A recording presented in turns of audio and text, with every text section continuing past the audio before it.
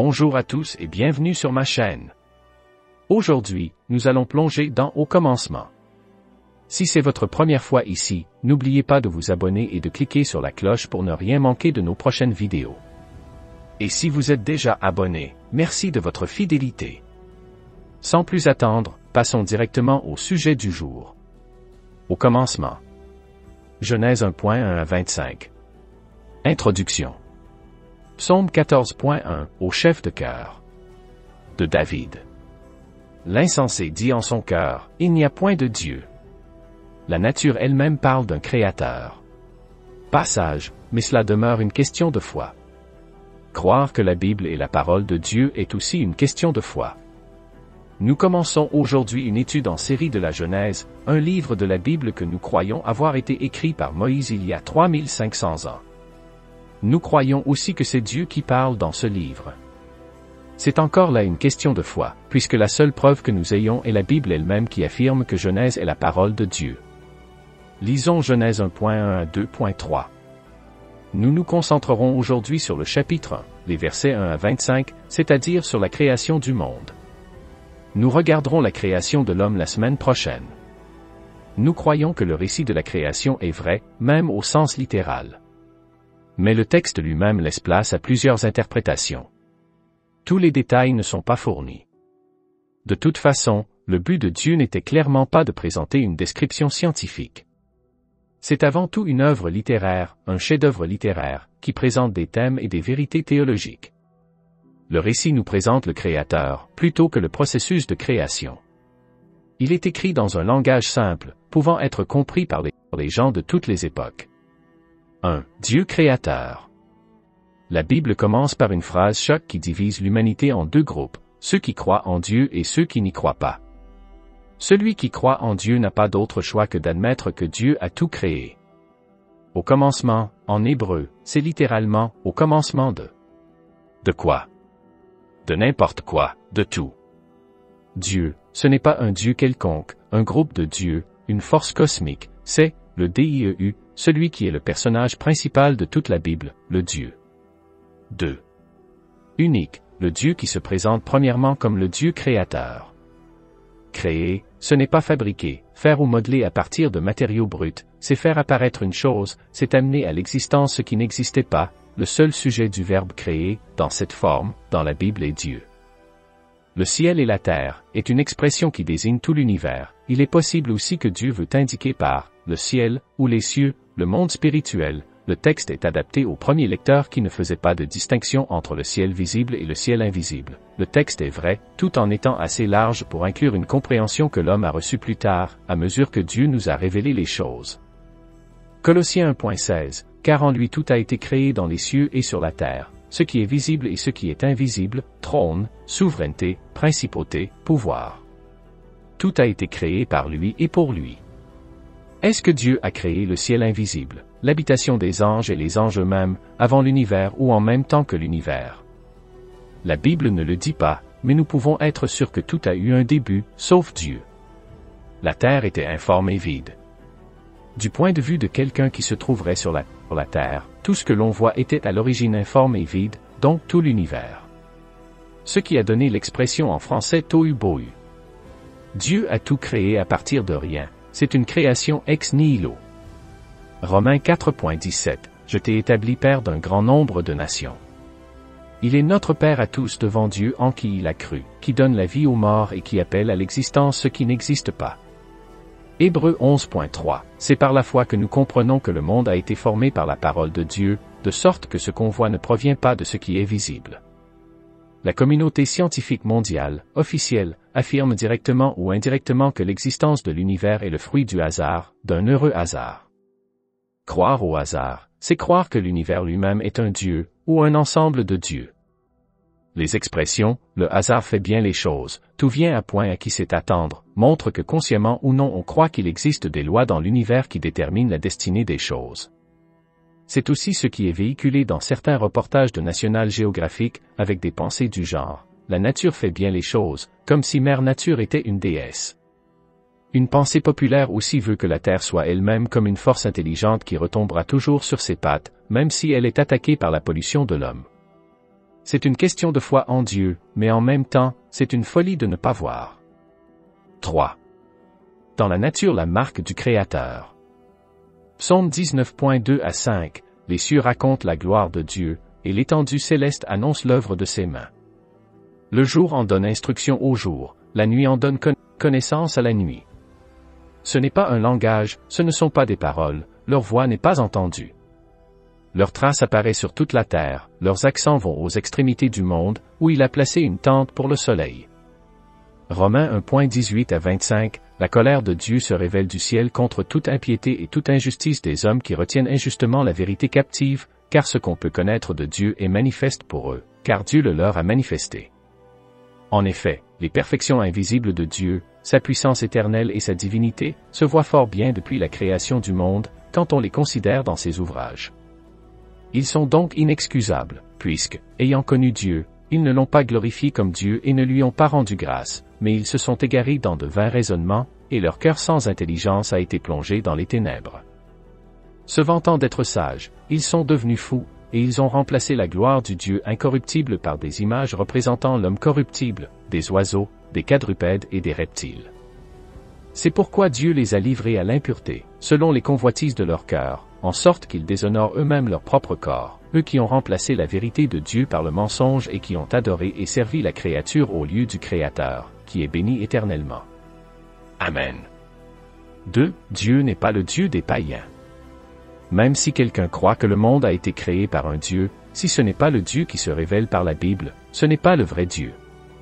Les détails que Dieu a choisi de révéler dans son récit de la création ont pour objectif, entre autres, de réfuter tous les récits païens de la création de l'époque de Moïse, récits égyptiens, mésopotamiens, cananéens. Les récits babyloniens et égyptiens présentent plusieurs, même beaucoup de dieux. Selon Genèse, un Dieu unique. Selon les récits sumériens, la matière a toujours existé, une grande mer était le matériau brut qui a servi à la formation du monde. Selon Genèse, tout est une création de Dieu, incluant l'eau qu'il a séparée au deuxième jour. Selon les récits égyptiens, le soleil et la lune sont de très puissants dieux, et c'est grâce à leur lumière que le monde a été formé. Selon Genèse, le soleil et la lune ont été créés après la lumière, qui est elle-même une création de Dieu. Selon les récits babyloniens, les monstres marins sont de puissants dieux, même l'abîme est un dieu, qui ont servi à la création. Selon Genèse, tout fait partie de la création. 4. Tous les éléments mentionnés dans le récit de la création se retrouvent aussi dans les mythes païens de l'époque. C'est ce qui fait dire à certains théologiens aujourd'hui que Genèse est aussi un mythe. Bien au contraire, les détails que Dieu a choisi d'inclure dans la Genèse ont pour but de démolir ces mythes. On peut se demander pourquoi Dieu n'a pas donné plus de détails. Si Dieu nous donnait tous les détails, nous ne pourrions pas comprendre. Dieu nous a donné ce qui était bon et suffisant pour nous, la capacité de comprendre qu'il est éternel et la capacité d'apprécier son œuvre. Ecclésiaste 3.11, tout ce qu'il a fait est beau en son temps, et même il a mis dans leur cœur la pensée de l'éternité, bien que l'homme ne puisse pas saisir l'œuvre que Dieu a faite, du commencement jusqu'à la fin. 3. Une œuvre littéraire. Genèse 1 est aussi une grande œuvre littéraire, un chef-d'œuvre. L'univers au départ est présenté comme informe et vide, tohu, bohu. 3 jours de préparation des environnements, correction du tohu, confusion, désordre, informe. 3 jours de peuplement, correction du bohu, vide. V. 2.1 Ainsi furent achevés le ciel, la terre et toute leur armée. Il y a aussi correspondance entre des deux groupes de 3 jours. Jour 1, séparation des ténèbres et de la lumière, lumière. Jour 4, peuplement du ciel. Jour 2, séparation de l'eau d'avec l'espace d'air sec. Jour 5, peuplement de la mer et de l'air.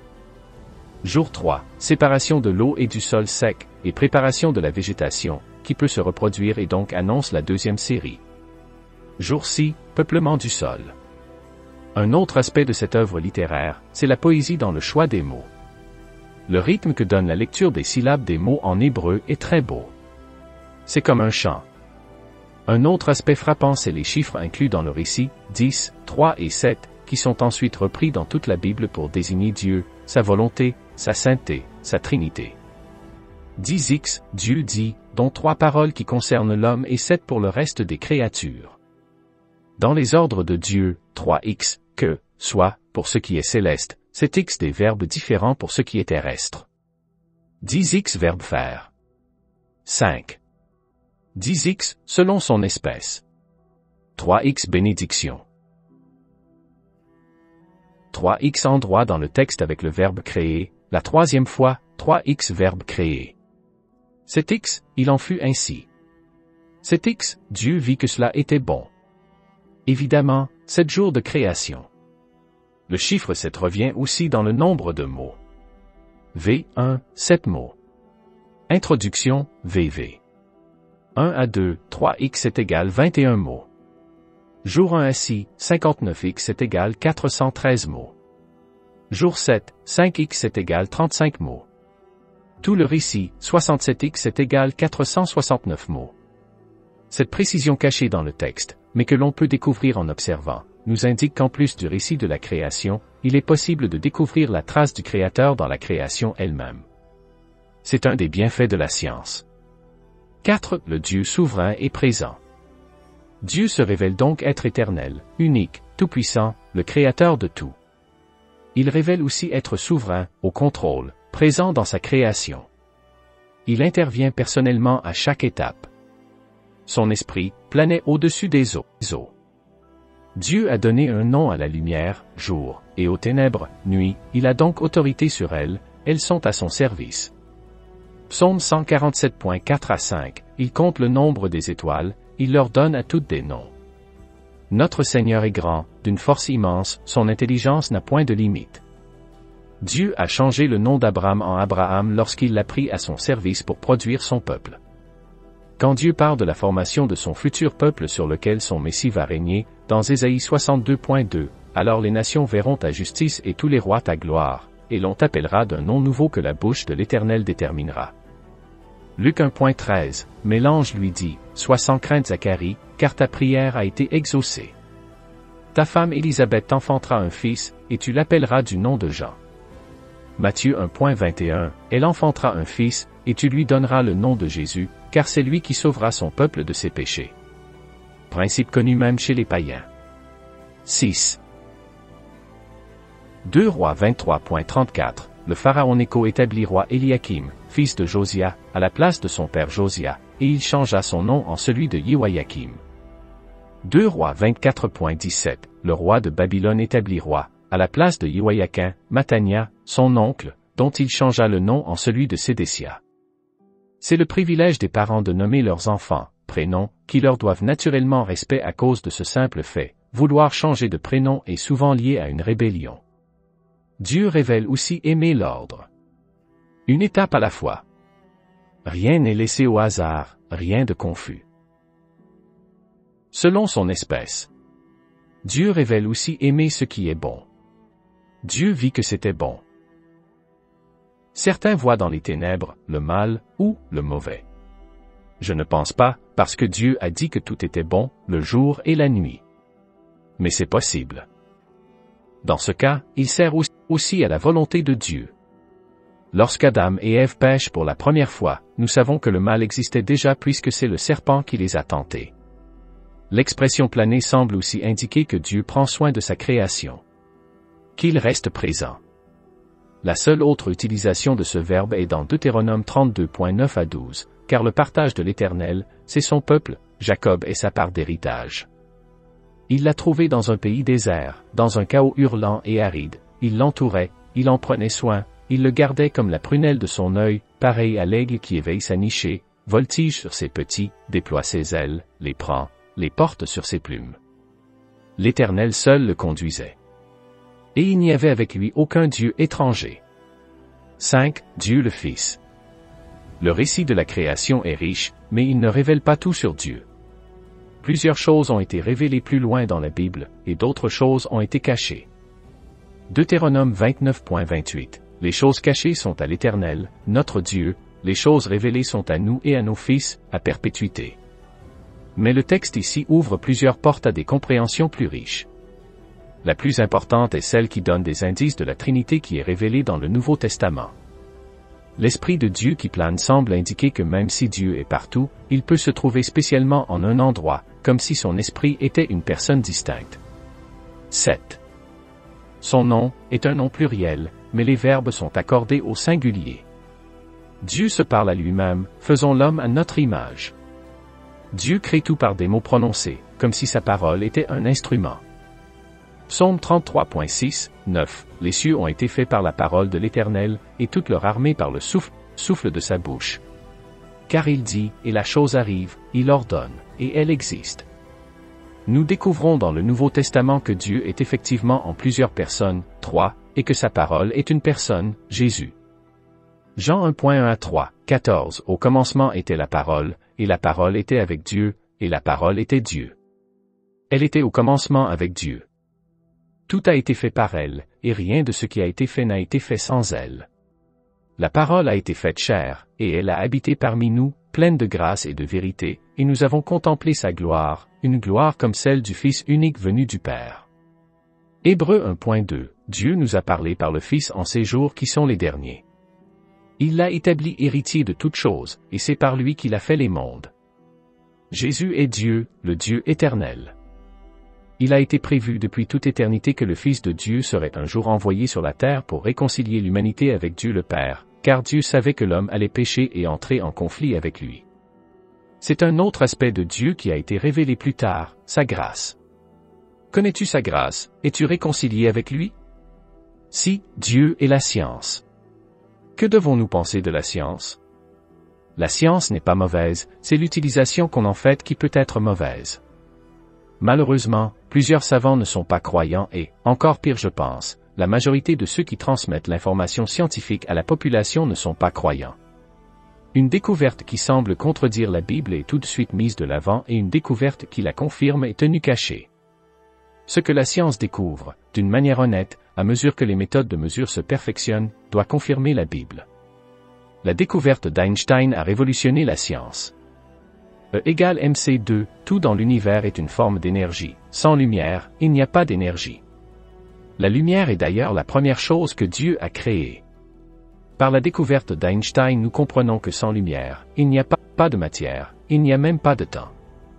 Dieu a, en partant, créé la matière et le temps. 8. Pour ce qui est de la théorie du Big Bang, je crois qu'un chrétien peut affirmer qu'elle est vraie, sans contredire la Bible. Peu importe si l'on croit que les 6 jours sont 6 jours de 24 heures ou 6 périodes, la découverte du Big Bang a amené d'importantes conclusions. Jusqu'aux années 50, les scientifiques croyaient que l'univers avait toujours existé et existerait pour toujours sous la forme qu'on lui connaît, et qu'il n'avait pas de limite. La pensée qui en ressortait était que l'univers est éternel et infini, 2 attributs de Dieu que sa création ne peut posséder, ou alors elle serait son égale de Dieu. C'est d'ailleurs ce qui est enseigné dans plusieurs religions. Les astronomes ont découvert que l'univers semble avoir une limite, après c'est le vide. Ils ont aussi observé que l'univers n'est pas immobile, mais qu'il est en expansion continuelle autour d'un point central. C'est ce qui a donné la théorie du Big Bang. Ce qui est bien, c'est que les scientifiques en général ont été forcés d'admettre que l'univers avait eu un début. La conséquence logique, c'est qu'il y a forcément un créateur, puisque la matière ne peut pas être venue à l'existence par elle-même, et ce créateur a au minimum lancé l'univers. Et si l'univers n'est pas infini, il ne peut pas y avoir rien au-delà des limites. Il y a Dieu. Pour ce qui est de la théorie de l'évolution, je crois qu'elle est beaucoup plus dangereuse. Les mesures, les observations, ne sont pas toutes fausses. Ce sont les conclusions qu'on en tire qui sont souvent malhonnêtes et dans l'intention claire de rejeter le Dieu créateur. Soyez féconds, multipliez-vous et remplissez la mer et la terre, est contraire à la théorie de l'évolution. Pour une espèce, se multiplier et remplir la terre est beaucoup plus rapide que d'évoluer. Donc, selon l'évolution, la terre a dû forcément se remplir d'une seule espèce avant qu'elle se divise en plusieurs. Selon la Bible, les espèces existaient avant de se multiplier et de remplir la terre. La plus grande contradiction qui nous concerne est celle de l'apparition de l'homme. La Bible est formelle, il ne descend pas du singe. Il a été créé comme une espèce distincte, en tant que Homo sapiens, dès le départ. Mais, que l'on croit ou non aux méthodes de calcul de l'âge des fossiles, on peut être frappé par la concordance avec le récit biblique. Les plus vieux animaux qui ont existé selon les mesures sont les animaux marins gigantesques. Ensuite, tout ce qui est dans l'eau, mais plus petit, qui seraient tous apparus, en même temps, comme une explosion. 9. Ensuite, tout ce qui vole sur la terre, en particulier les insectes. Il y aurait eu une pause. Puis les plus vieux animaux terrestres sont mesurés, les grands reptiles et les mammifères. Pour ce qui est de la longueur des jours de la création, même si je penche plus pour des jours de 24 heures, je vois bien que le texte ouvre des portes pour des précisions apportées plus tard. Lorsqu'on sera auprès de Dieu, on connaîtra la réponse, mais ce qui est sûr, c'est que s'il s'agit de longues périodes, Dieu n'aura pas menti, parce que le texte le permet. Le mot jour, yom, est plusieurs fois utilisé dans la Bible pour désigner une période. Il n'y a pas d'article, le, devant les mots premier, deuxième. Les astres qui servent à marquer le temps en jours de 24 heures ne sont apparus qu'au 4e jour. Le 7e jour n'a pas de fin. Il continue jusqu'au nouveau jour, selon Hébreux 4.1 à 10. Craignons donc, tant que la promesse d'entrer dans son repos subsiste, que personne parmi vous ne pense être venu trop tard. 2. Car la bonne nouvelle nous a été annoncée aussi bien qu'à eux. Mais la parole qu'ils avaient écoutée ne leur servit de rien, car ceux qui l'entendirent ne la reçurent pas avec foi. 3. Pour nous qui avons cru, nous entrons dans le repos dont il est dit, j'ai donc juré dans ma colère, ils n'entreront certainement pas dans mon repos. Les œuvres de Dieu étaient cependant faites depuis la fondation du monde. 4. Car il a dit quelque part, à propos du 7e jour, et Dieu se reposa de toutes ses œuvres le 7e jour. 5. Et de nouveau dans ce passage, ils n'entreront certainement pas dans mon repos. Si, ainsi, puisqu'il est réservé à certains d'y entrer, et que ceux qui avaient reçu les premiers 7 bonnes nouvelles n'y entrèrent pas, à cause de leur incrédulité. 7. Dieu fixe de nouveau un jour, aujourd'hui, en disant bien longtemps après, par la bouche de David, comme il a été dit plus haut, aujourd'hui, si vous entendez sa voix, n'endurcissez pas vos cœurs. Émoticône, n'en croyant pas ses yeux en effet, si Josué leur avait donné le repos, Dieu ne parlerait pas après cela d'un autre jour. 9. Il reste donc un repos de sabbat pour le peuple de Dieu. 10. Car celui qui entre dans le repos de Dieu se repose aussi de ses œuvres, comme Dieu se repose des siennes. Si le 7e jour a un double sens et peut être d'une longue durée, pourquoi pas les 6 premiers? Conclusion. Sambec est présentement en démarche auprès du gouvernement pour obtenir une accréditation. Un article paru récemment dans la presse ridiculisait cette démarche et l'université en soulignant que la Bible y est présentée comme la vérité absolue et libre d'erreur. 10. Le créationnisme est constamment attaqué, ridiculisé. Soyons forts. On ne ridiculise pas que le créationnisme, on ridiculise tout ce qui est miraculeux dans la Bible, Jésus fils de Dieu, né d'une vierge, mort pour nos péchés, ressuscité et vivant. Mais nous n'avons pas honte de l'Évangile. C'est une puissance de Dieu pour le salut de quiconque croit. Nous croyons en Dieu le Créateur, tout-puissant, éternel, infini, bon, protecteur, plein de grâce. C'est le Dieu de l'ordre, de la beauté, de la plénitude. Si tu trouves que ta vie est en désordre, dans le chaos, laide, vide, tourne-toi vers Dieu. Il plane au-dessus des ténèbres et dit, que la lumière soit. Ésaïe 45.18, car ainsi parle l'Éternel qui a créé les cieux, lui le seul Dieu, qui a façonné la terre et l'a formée, lui qui l'a fermée. Il ne l'a pas créée vide, il l'a façonnée pour qu'elle soit habitée. Je suis l'Éternel, et il n'y en a point d'autre. Et voilà, c'est tout pour aujourd'hui. J'espère que cette vidéo sur le commencement vous a plu et que vous avez appris quelque chose de nouveau. N'hésitez pas à laisser un commentaire ci-dessous pour partager vos pensées et poser vos questions, j'adore lire vos retours. Si ce n'est pas déjà fait, pensez à liker la vidéo et à vous abonner pour ne pas rater les prochains contenus. Merci d'avoir regardé, et à très bientôt pour une nouvelle vidéo.